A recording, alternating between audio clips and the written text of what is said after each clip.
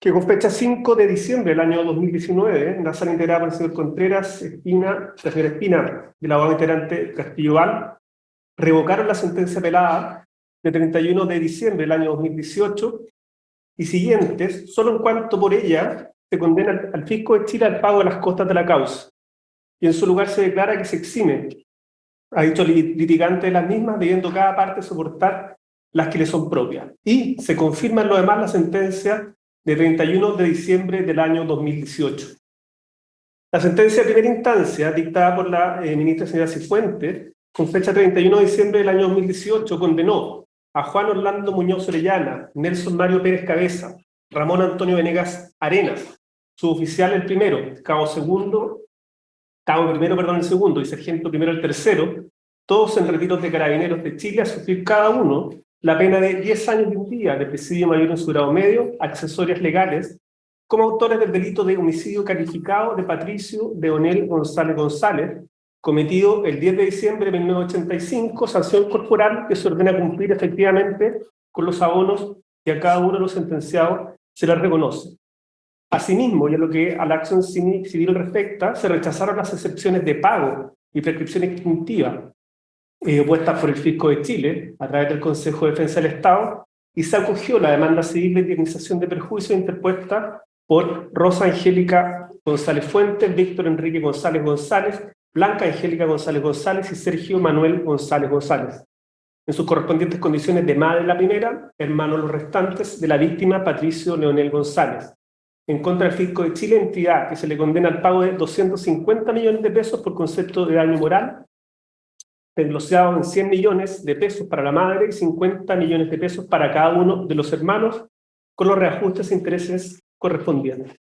Los hechos que se establecen o se asientan en la causa son los siguientes. Primero, que el día 10 de diciembre de 1985, alrededor de las 1:30 horas, Patricio Leonel González González, acompañado de dos sujetos no identificados, todos militantes del Frente Patriótico Manuel Rodríguez, conducía el automóvil marca Datsun, modelo Sani, patente EE 9769, por calle Arturo Prat, de la comuna de Puente Alto, en dirección al oriente, llevando en el portamaletas dos subametralladoras calibre 9 milímetros, una escopeta de caza calibre 12, un revólver calibre .32, una pistola calibre 9 milímetros, 75 cartuchos calibre 9 milímetros, 10 cartuchos de caza calibre 12,65, 2 granadas de mano y 2 paquetes de explosivos sin elemento iniciador.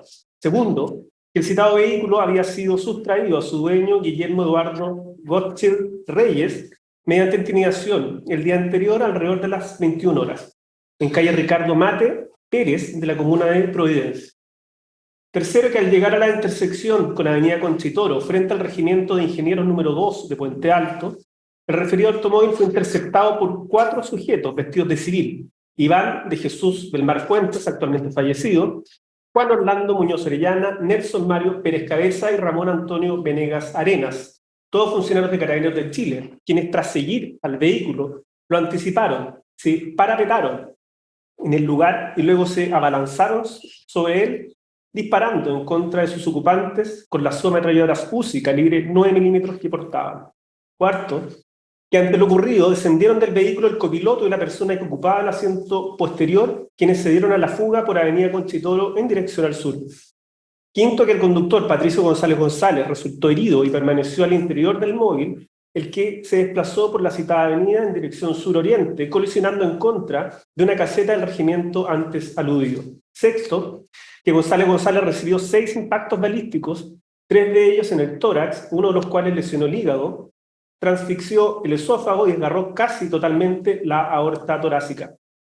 Uno en el muslo izquierdo y 2 en la cabeza, uno de los cuales penetró a la cavidad craneana, lacerando el lóbulo frontal derecho, lesiones que le causaron la muerte.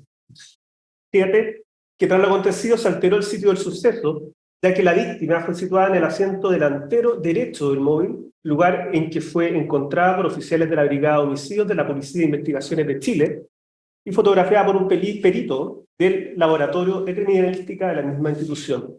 Los hechos así establecidos a juicio del tribunal configuran el delito de homicidio calificado en la persona de Patricio Leonel González González, previsto sancionado en el artículo 391, número 1, circunstancia primera del Código Penal.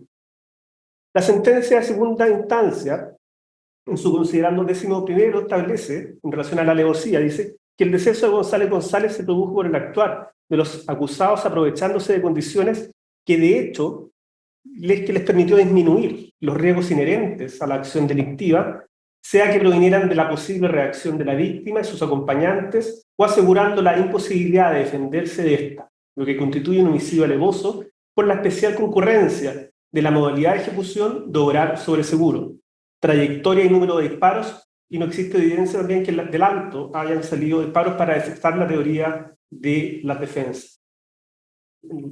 Agrega además que los acusados, luego de seguir a la víctima y acompañantes en el vehículo, que está conducida por distintas calles de Puente Alto, se parapetaron detrás de los árboles existentes en el lugar mientras llegaba el vehículo que seguían, el que se detuvo procediendo a disparar con los resultados ya anotados. Por otra parte, considerando 18º en relación a la atenuante del 11 número 9 que se alega como infringida, refiere que a su turno, en lo que a la colaboración sustancial al esclarecimiento de los hechos respecta, cabe señalar que de las aseveraciones del aludido enjuiciado no es posible advertir una cooperación fundamental en términos que efectivamente hubieran aportado, adicionado, modificado o establecido los sucesos, incorporando elementos distintos y o desconocidos, o que hubieran ayudado a dilucidar o concatenar los acontecimientos, despejar o salvar alguna duda sobre aquellos o referidos a cualquier otra circunstancia de la que fue posible inferir que tales dichos en alguna medida han sido el medio por el cual se logró arribar a la convicción condenatoria. Todo lo cual hace que los detalles fragmentados de los hechos o de su participación que proporciona resulten intrascendentes a los fines anotados. Los recursos de casación interpuestos primeramente por el sentenciado Pérez Cabeza, se invoca primeramente la causal del 15, número 2 del Código de Procedimiento Penal en relación al 391, número 1 del Código Penal, ya que no se encuentra aprobado, en juicio del recurrente, el ánimo alevoso. Refiere que el procedimiento policial debe realizarse en condiciones que permitan disminuir los riesgos inherentes para una posible reacción de la víctima durante su detención, considerando que estaban en presencia de una denuncia de un robo de vehículos con intimidación, con armas de fuego, presumiéndose en consecuencia que las personas que se encontraban al interior del vehículo podrían portar armas de grueso calibre, como así fue acreditado durante la investigación penal, encontrándosele armamento y municiones de alto calibre. Por ello, en este caso, el inculpado y sentenciado y los demás funcionarios de Carabineros que participaron en el procedimiento policial nunca tuvieron una fase intelectual destinada a provocar la prevalencia de las condiciones aseguradas, seguras y desiguales, lo que impide calificar el homicidio por alevosía, pues al contrario el funcionario se identificó y habría ordenado, sin embargo, bajarse a los ocupantes del vehículo conducido por la víctima.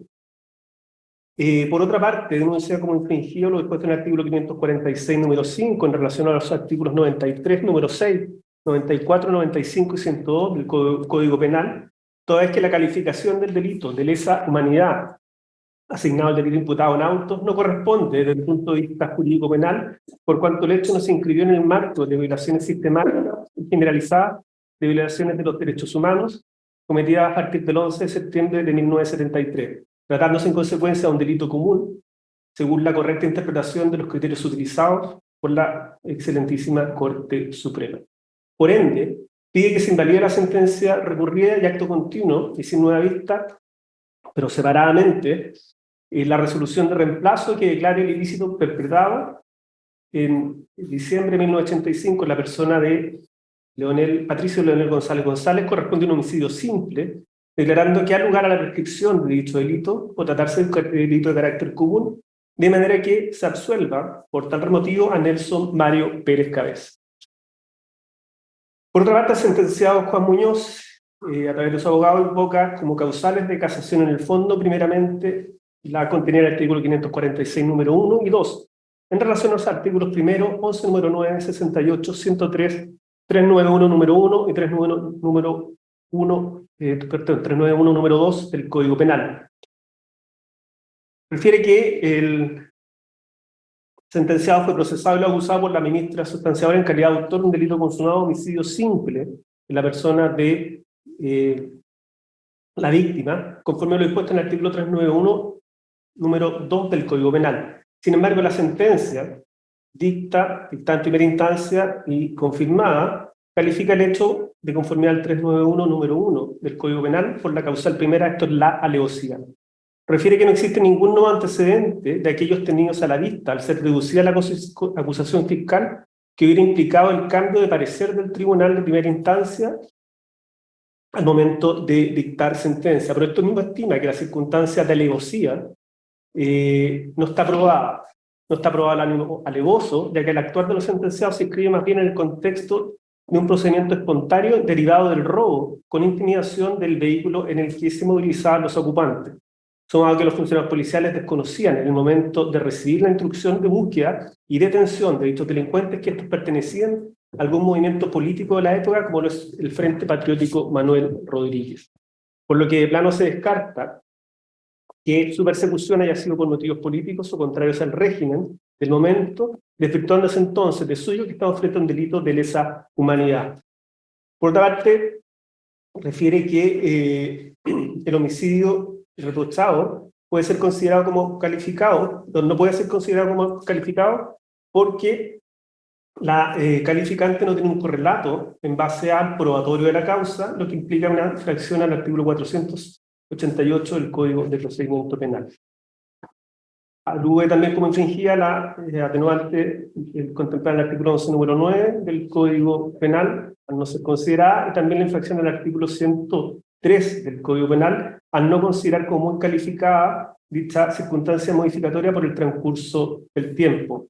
Esto puede haber transcurrido más de la mitad del tiempo de prescripción, lo cual es absolutamente procedente, a juicio del recurrente en la especie, ya que la media prescripción tiene una naturaleza jurídica distinta a la prescripción. Esto es una circunstancia que atenúa la responsabilidad penal y no eximente como la prescripción propiamente tal.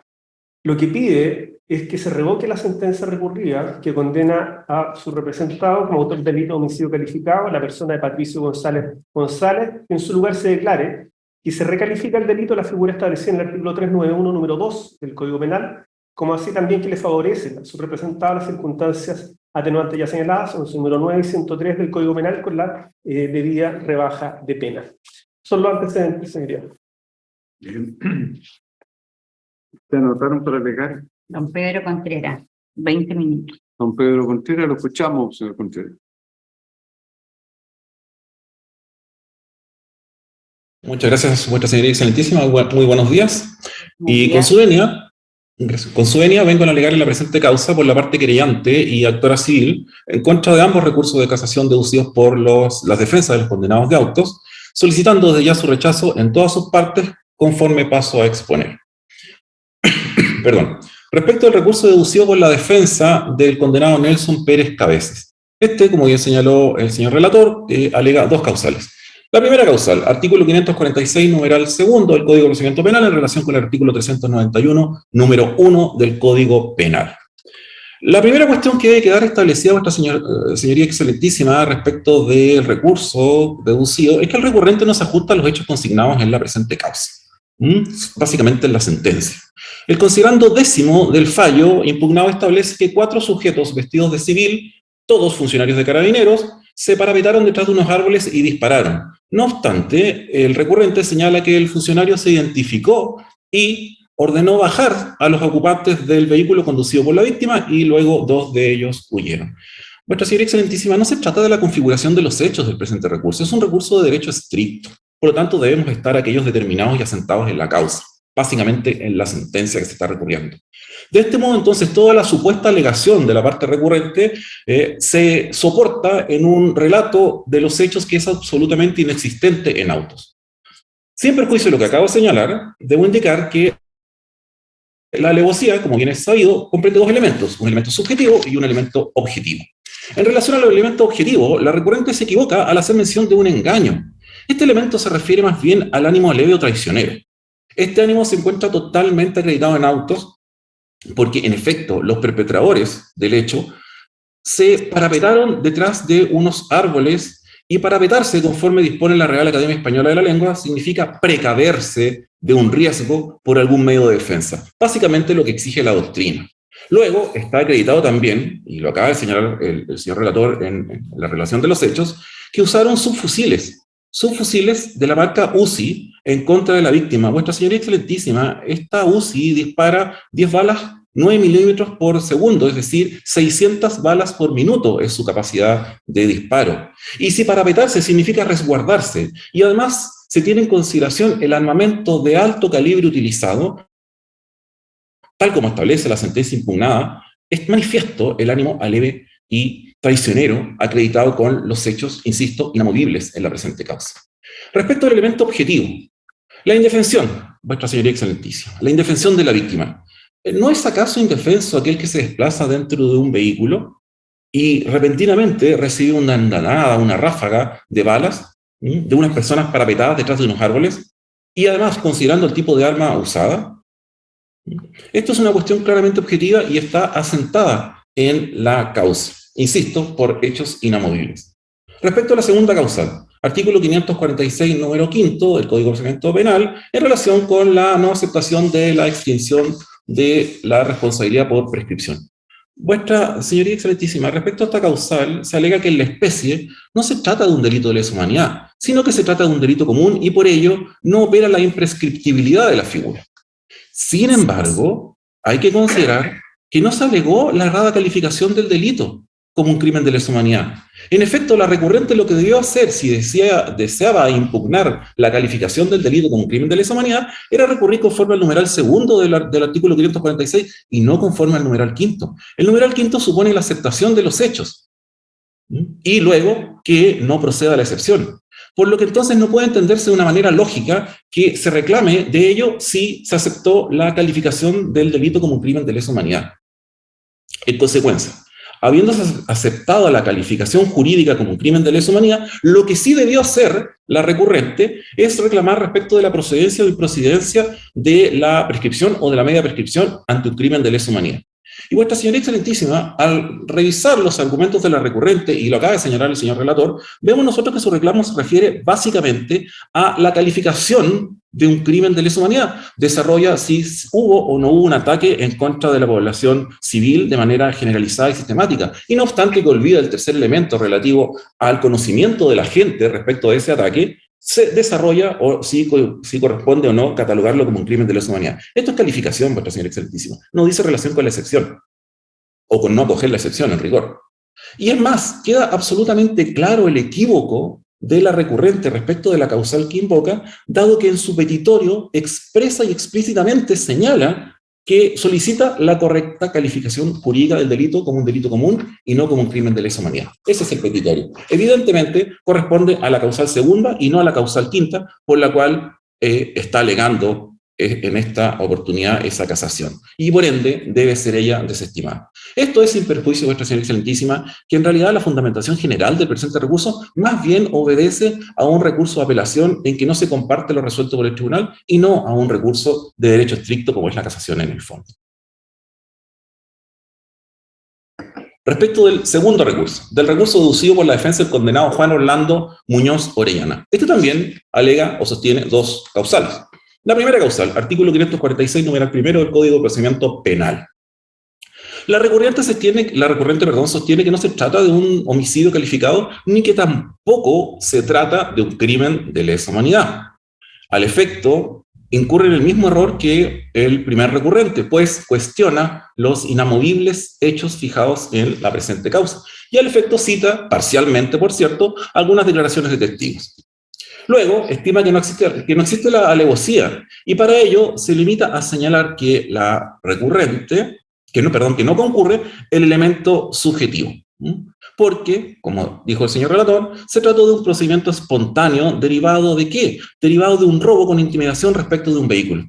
Vuestra señora excelentísima, vuelvo a hacer presente que los agentes se precavieron de todo riesgo al parapetarse detrás de unos árboles y usar un armamento como los subfusiles Uzi.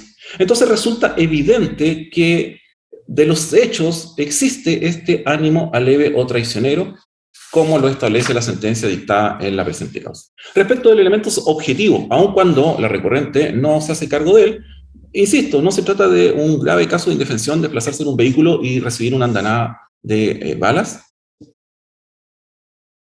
En cuanto a que no se trataría de un crimen de lesa humanidad.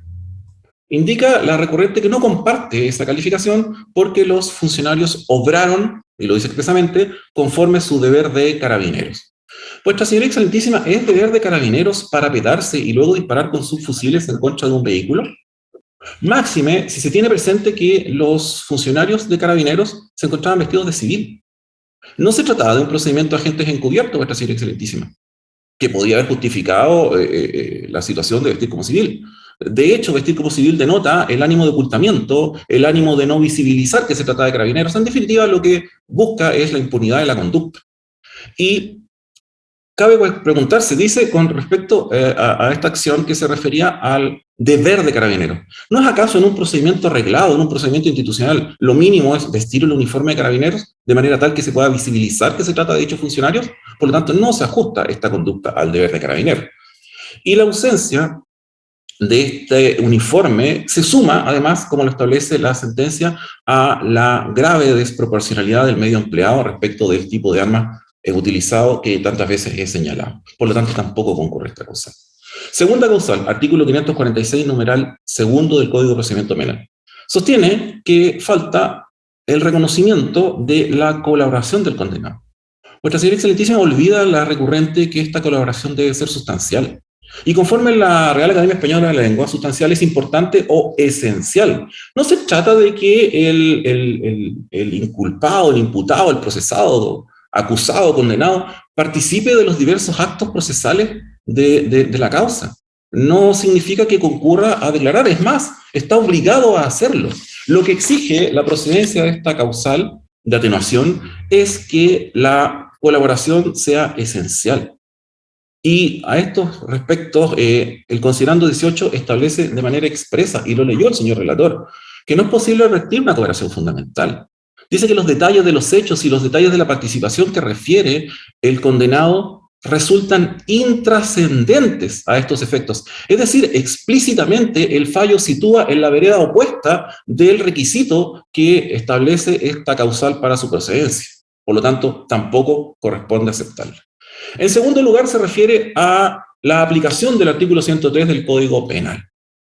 Vuestra señoría excelentísima, siguiendo a Guzmán de Álvara, nosotros sostenemos que el Instituto de la Media Prescripción participa de la misma naturaleza que la prescripción, que la prescripción total o plena prescripción.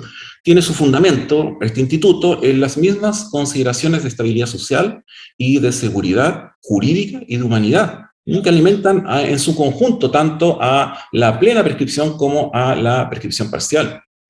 Que el efecto, que lo dice la recurrente, que el efecto de la media prescripción sea la atenuación de la pena, no la va a imaginar del plexo normativo al cual pertenece. Y siempre, es más, lo reafirma, pero siempre y cuando el delito respecto del cual se pretenda aplicar la media prescripción sea un delito prescriptible. Y dado que son un conjunto nutrido por los mismos principios, no existe razón alguna para atenuar la pena en un delito cuya pena no puede prosperar, cuya pena no puede eliminarse por el transcurso del tiempo. Jeschek sostiene que la prescripción gradual se funda en las mismas consideraciones que la prescripción, atendida la necesidad de disminuir la pena por el transcurso del tiempo. En Chile, el profesor Curi trata la prescripción gradual dentro de las mismas reglas de la prescripción del delito y la prescripción de la pena. En tanto, el connotado profesor Echeverry las trata como una regla común a ambos tipos de prescripción. De esta forma, entonces, connotados tratadistas no se refieren a la prescripción gradual como un instituto con una fisonomía propia o distinta o particularmente diferenciada de la prescripción, sino que se tratan ambas conjuntamente. Dentro de esta se incluye a la prescripción gradual. Entonces, así las cosas, la aplicación del artículo 103 ante un crimen de lesa humanidad no puede ser posible. ¿Y por qué no puede prosperar? En primer lugar, no puede prosperar porque como ambas instituciones se fundan en el transcurso del tiempo para que puedan ser aplicadas, la imposibilidad de aplicar la prescripción total ante un crimen de lesa humanidad necesariamente se va a transmitir a la prescripción gradual, porque no existe ningún argumento lógico que permita darle al tiempo un efecto de reducir la sanción.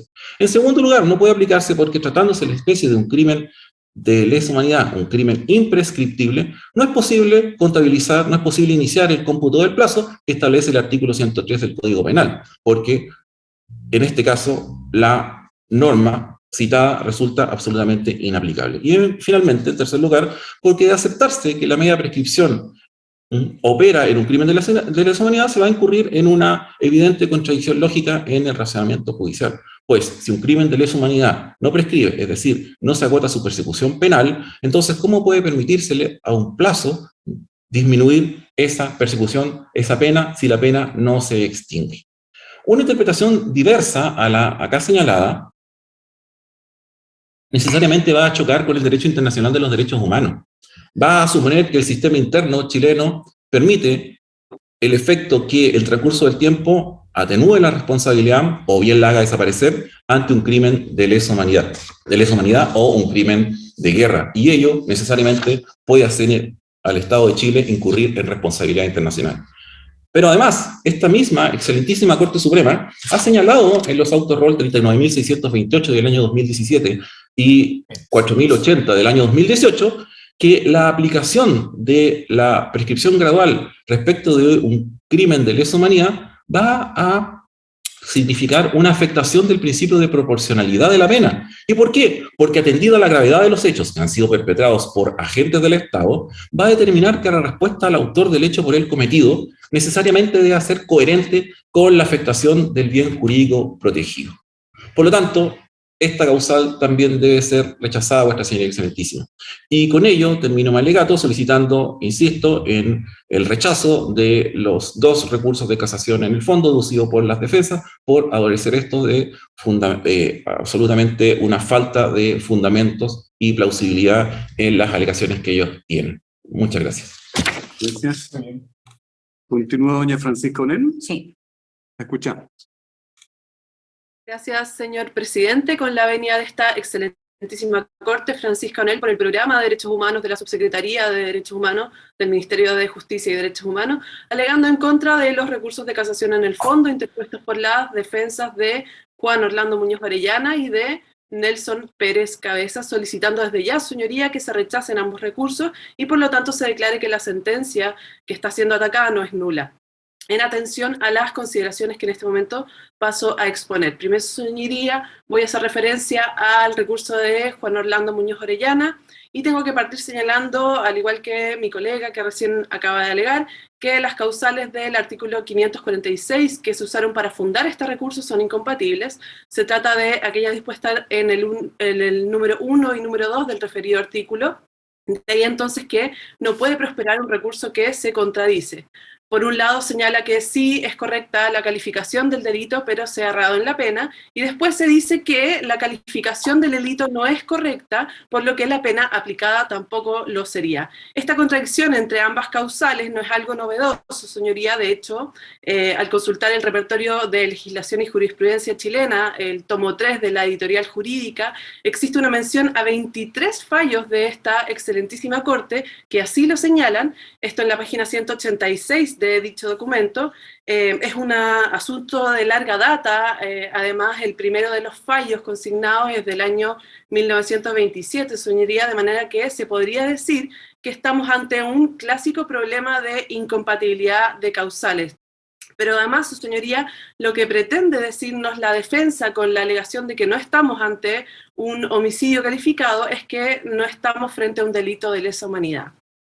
Y así lo explicita más adelante en su recurso, desconociendo que estos son hechos que ocurren en un contexto de violaciones de los derechos humanos graves y masivas, verificadas por agentes del Estado, constituyendo entonces la víctima un instrumento dentro de una política a escala general, ¿verdad?, de persecución de todo aquel que fuera considerado sospechoso de oponerse al régimen militar. Es una política donde nada importa la vida humana al punto de poder acribillar a una persona sin tener consecuencias punitivas al respecto. La ministra instructora es elocuente en este punto y señala que el homicidio de Patricio González es resultado de esta desproporción de los medios empleados y que los hechos son entonces resultantes de la política de control del orden público imperante en la época, donde no se respetaba, ¿verdad?, los estándares mínimos, las reglas mínimas de coexistencia y de convivencia.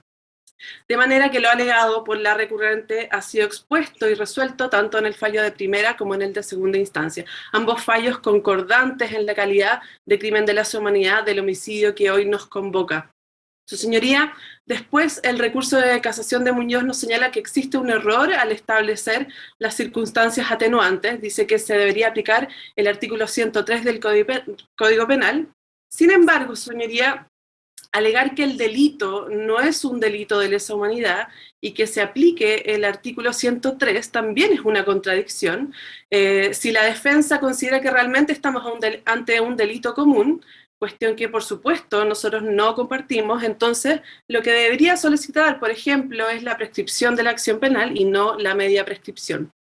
Se sabe que la media prescripción se aplicó erróneamente, ¿verdad?, en causas de derechos humanos por considerarse que era distinta a la prescripción, cuestión que esta excelentísima Corte ha rechazado consistentemente en su jurisprudencia actual. Entonces, si este fuera un delito común, estaría lisa y llanamente prescrito, por lo que no cabría la aplicación del mencionado artículo, pero tampoco aplica a este, que es un delito de lesa humanidad, toda vez que estamos ante crímenes que no prescriben, y así, ¿verdad?, lo ha establecido diversos organismos internacionales, por ejemplo, la Asamblea General de Naciones Unidas, en su resolución número 2538 del año 1969, el Comité contra la Desaparición Forzada, en su informe de abril de 2019, también señaló que no debía aplicarse el artículo 103 a este tipo de delitos.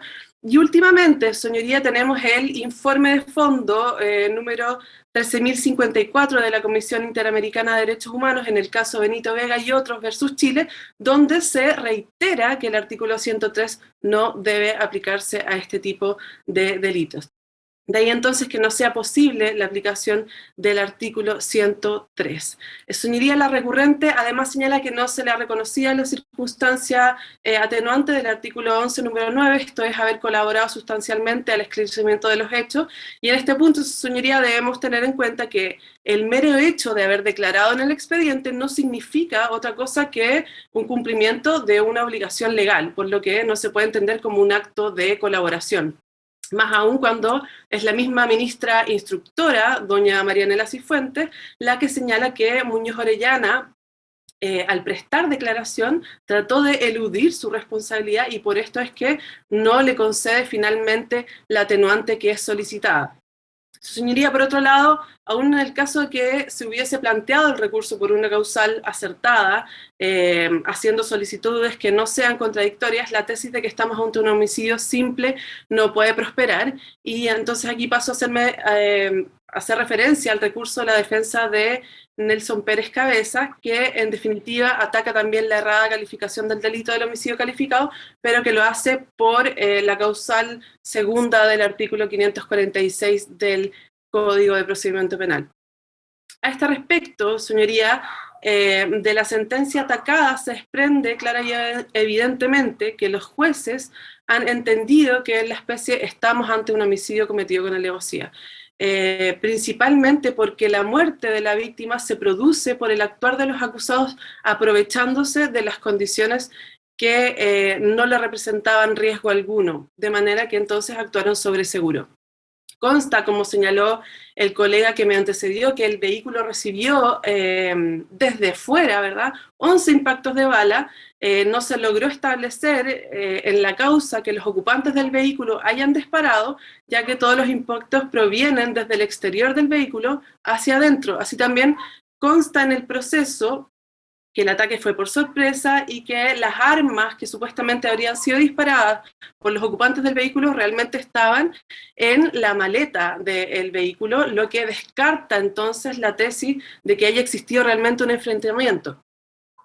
Lo anterior entonces da cuenta de que se configura esta alevosía. Su señoría, Además, cabe hacer mención a que el fallo es dictado en primera instancia por la ministra Marianela Cifuentes, quien además se caracteriza por fallos en donde tiene una estricta forma de calificar el homicidio, siendo muy rigurosa en cuanto a los elementos de la alevosía. Por otro lado, su señoría, el recurrente, por medio de su recurso, está alegando que la alevosía no tiene un correlato probatorio en la causa y por lo tanto no se satisface la exigencia legal del artículo 488 del Código de Procedimiento Penal.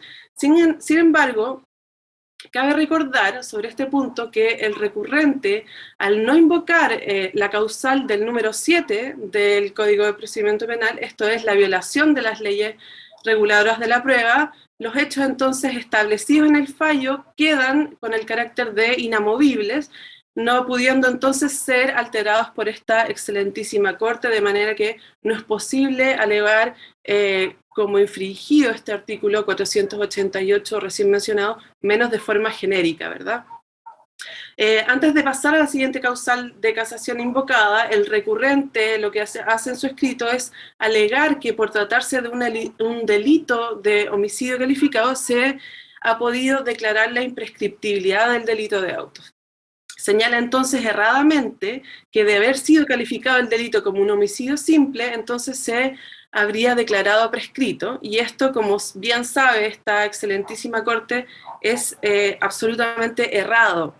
Aun cuando nosotros consideramos que sí se trata de un homicidio calificado, por cumplirse cabalmente con los elementos de la alevosía, podríamos hacer, ¿verdad?, el ejercicio hipotético donde supongamos que estamos ante un homicidio simple y aún así creemos que igualmente estaríamos ante un delito de lesa humanidad. Sobre todo cuando se trata de un ilícito que, como dije ya anteriormente, es parte de una política estatal que permitía la represión de posiciones ideológicas y la seguridad al margen de toda consideración de la persona humana, donde se autorizaba el empleo de subametralladores, por ejemplo, en contra de la población, y sobre todo donde había una garantía de impunidad, ¿verdad?, que el régimen avalaba, al punto en que se podía fingir un enfrentamiento, alterar la escena del crimen, como ocurre en estos autos, sin consecuencia jurídica alguna. Esto, señoría, es un hecho que afecta sin duda a la sociedad toda. En este sentido, solo quiero mencionar la sentencia ROL 94.858 del año 2016 de esta excelentísima Corte, que establece que no es necesario que se cumpla copulativamente con el requisito de generalidad y sistematicidad, sino que basta con que concurra uno de ellos y que dicho ataque responda a una política de Estado. De esta forma, entonces, señoría, carece de toda importancia en cuanto a la imprescriptibilidad se refiere, ¿verdad?, el hecho de que el homicidio sea o no calificado. Respecto a la causal número 5 del artículo 546, también invocada por la defensa de Nelson Pérez Cabeza, me remito a lo ya señalado sobre la imprescriptibilidad de este tipo de delitos, por lo tanto no cabe la aplicación de la prescripción ya sea total o gradual, por lo tanto debe rechazarse. Por lo anterior, solicito a esta excelentísima Corte se rechacen los recursos de casación en el fondo interpuesto y en consecuencia declare la sentencia atacada como no nula. Solicito también terminar mi alegato antes del tiempo solicitado por, bueno, no haber contraparte y por la acabada exposición de la Corporación de Asistencia Judicial, de manera que he resumido mis alegaciones a los escritos presentados. Es cuanto puedo alegar. Gracias. Terminada. No, sí. Francisco. Francisco. Muchas gracias, señor presidente.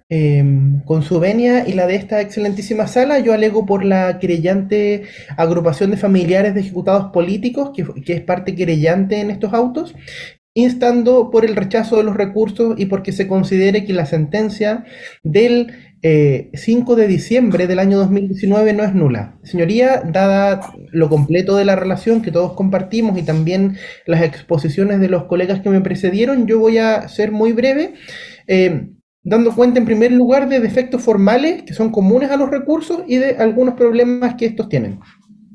Señoría, en primer lugar, en ambos recursos vemos una crítica, o sea, en el recurso de Juan, o sea, de la defensa letrada de Juan Muñoz Orellana, se habla falsamente de que hay un enfrentamiento, y en el recurso de la defensa de Nelson Pérez Cabeza se refiere que esto es un actuar policial normal. Y ambos recursos tienen en común cuestionar que se trataría de un crimen de lesa humanidad. Pero, en primer lugar, ahí tenemos un defecto formal, que es que aquí no se casó por el artículo 546, número 7, buscando modificar los hechos. Si bien es cierto que hay una garantía del derecho al recurso a nivel interamericano, eso se satisface con el recurso de apelación, y por lo tanto la casación es un recurso de derecho estricto, por lo cual un error en sus causales debe llevar necesariamente a desecharlo. Pero además esto es falso de acuerdo a lo expuesto en la relación. En el considerando noveno se señala claramente que solo existe evidencia de disparos hacia el automóvil Datsun Suni donde iba la víctima Patricio González González, y el considerando 21 esto lo reafirma categóricamente al decir, comillas, no existe evidencia de disparos efectuados por la víctima o sus acompañantes. Solo hubo disparos aquí entonces del personal policial. También los distintos informes dan cuenta del uso de estas armas automáticas que no pueden disparar individualmente, sino que disparan en la modalidad de ráfaga, también expuesta por la corporación. Entonces, los hechos no solo están fijados porque los recursos no permiten atacarlos, sino además por estos antecedentes que son bien categóricos. Ahora paso a referirme a los recursos en particular. El recurso de la defensa del señor Muñoz Orellana tiene este defecto que ya dijeron, tiene causales contradictorias, y se dedica a cuestionar que no habría sido una actitud alevoso y que ni siquiera él fue acusado por un homicidio calificado. Pero la sola lectura del considerando 16, ahí la señora ministra Cifuentes dice que se va a acoger la calificación de homicidio calificado que fue planteada por los querellantes, AFEP, y por la parte querellante también Corporación de Asistencia Judicial. Es decir, al momento de contestar la acusación, tuvo que contestar no solo acusación por homicidio, sino también por homicidio calificado. Entonces, no es cierto que habría una contradicción y que se le estaría condenando por hechos que no pudieron ser discutidos. Eso como primer punto está claramente en el considerando 16, y en el considerando 17 también encontramos toda la argumentación que permite sostener que estos son crímenes de lesa humanidad. Entonces, la primera causal que señala que esto no es un homicidio alevoso se puede simplemente descartar, primero porque no se modifican los hechos, y en segundo lugar porque existe una argumentación que fue dada y que no fue controvertida. Respecto de las atenuantes, ahí también yo descanso en lo dicho por mi predecesora. De la prescripción gradual se ha dicho suficiente. El profesor Juan Pablo Mañalich dice que su aplicación en causas de crímenes de lesa humanidad es, comillas, una aberración jurídica, cierre comillas, y los distintos informes de la Comisión Interamericana también son categóricos. Sancionar un crimen de lesa humanidad, pero imponer una pena irrisoria, afecta la obligación de imponer penas proporcionales que está contenida en la Convención contra la Tortura, en la Convención sobre Desapariciones Forzadas y en otros cuerpos normativos. Entonces, yo creo que con eso podemos descartar claramente el recurso de la defensa letrada de Muñoz Orellana. Y respecto de lo dicho por la defensa de Nelson Pérez Cabezas, que cuestiona la causal del 546 número 2 y 5, respecto de lo que es el ataque general y sistemático contra la población civil, ahí basta recurrir a la literatura, ver Leyesberger o a nivel interno a la profesora Claudia Cárdenas, que distinguen que el ataque sistemático es aquel que se da, por ejemplo, contra militantes de organizaciones de izquierda, es un ataque dirigido contra blancos en particular, y el ataque generalizado es obedece más bien a un elemento de carácter cuantitativo y se refiere a una afectación general de la población civil. Al respecto, esta excelentísima corte tiene sobradamente criterios que son conocidos, sistemáticos, y que incluso en este año salió un libro muy interesante llamado El Derecho Penal Internacional en Chile y ante la Corte Penal Internacional, donde viene el resumen de una memoria de grado que trata específicamente de la descripción del ataque general y sistemático contra una población civil durante la dictadura chilena de doña Antonia Martínez Vargas, y en esta tesis se señala, más allá de algunas críticas a la jurisprudencia, que algunos de los elementos que ha dado esta Corte Suprema son la impunidad del actuar de los agentes estatales, y eso es lo que vemos perfectamente en este caso. Entonces, señoría, esa causal de casación no tiene apoyo, y la del 546 número 2, que cuestiona la calificante del homicidio, también ahí yo me remito a lo dicho respecto ya del recurso de Muñoz Orellana. La alevosía en este caso existe y está apoyada por los hechos, donde personas fueron literalmente acribilladas sin posibilidad de defensa alguna. Entonces, señoría, por eso, porque los recursos, en primer lugar, tienen defectos formales, pero además porque tienen defectos jurídicos de fondo, es que solicitamos en definitiva que se rechacen y que se considere que la sentencia del 5 de diciembre del 2019, dictada por la Ilustrísima Corte de San Miguel, no es nula. Termino ahí mis alegaciones, señoría excelentísima. Muy bien. Terminado. Terminado. Terminados los alegatos. Bueno, muchísimas gracias.